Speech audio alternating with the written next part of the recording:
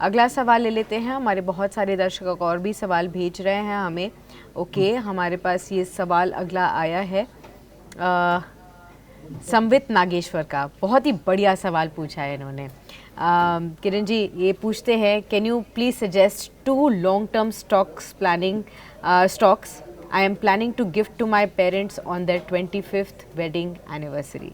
संवित, पहले तो बहुत बहुत बधाई आपके पेरेंट्स की आने वाली 25वीं सालगिरह के लिए। And this is really special.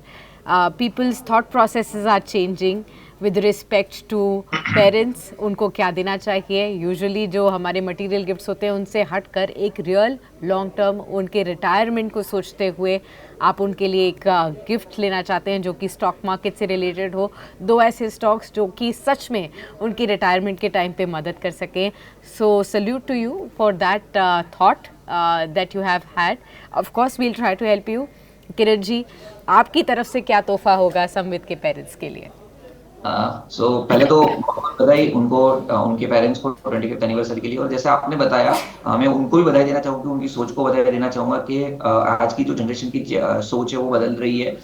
Even no one will believe but at our organisation also, हमारे जिसकी किसी भी एम्प्लॉय की एनिवर्सरी या तो बर्थडे होती है, we generally giving them mutual fund as a gift और maybe stocks as a gift rather than any material gift. So it क्या इज बात। एक्चुअली गुड थॉट के मटेरियल चीजों से हम ऐसी कुछ चीजें दे जो इनको लॉन्ग टर्म के पर्सपेक्टिव से आने वाले टाइम में उनको कुछ ना कुछ हेल्प करे। अब अगर इस जंक्चर के ऊपर उनको कोई क्वालिटी स्टॉक्स या तो कोई ऐसे स्टॉक देने जो अच्छे खासे रिटर्न जनरेट कर पाए, तो मेरे हिसाब से प्राइवेट बैंक के अंदर उनको देखना चाहिए। क्योंकि जिस तरह से लास्ट 2 साल में प्राइवेट बैंक ने अंडर परफॉर्मेंस किया है और जिस तरह से लास्ट 2 वीक में उनका परफॉर्मेंस देखने को मिला है, this is a very initial sign कि वहां पे एक बॉटम आउट हो चुका है और प्राइवेट बैंक के अंदर एक अच्छी खासी तेजी हम देख सकते हैं। सो 2 प्राइवेट बैंक हमको काफी अच्छी लग रही है। उसमें से पहला जो प्राइवेट बैंक है वो कोटक बैंक है।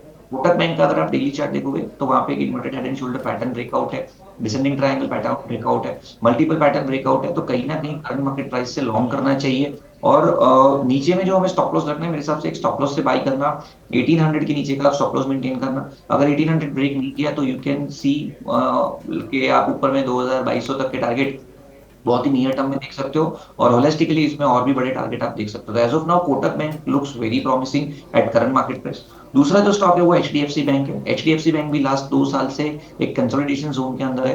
अब कहीं ना कहीं असेंडिंग ट्रायंगल पैटर्न ब्रेकआउट हमें देखने को मिल रहा है। इस बार का जो ब्रेकआउट है और ब्रेकआउट के बाद जो रीटेस्टिंग है, कहीं ना कहीं लोअर लो नहीं बना है। So it's a very good pattern at current market price, one can go long on HDFC. और नियर टर्म में हम डेफिनेटली यहाँ पे भी 2000 प्लस के टारगेट देख सकते हैं। तो HDFC bank and Kotak definitely.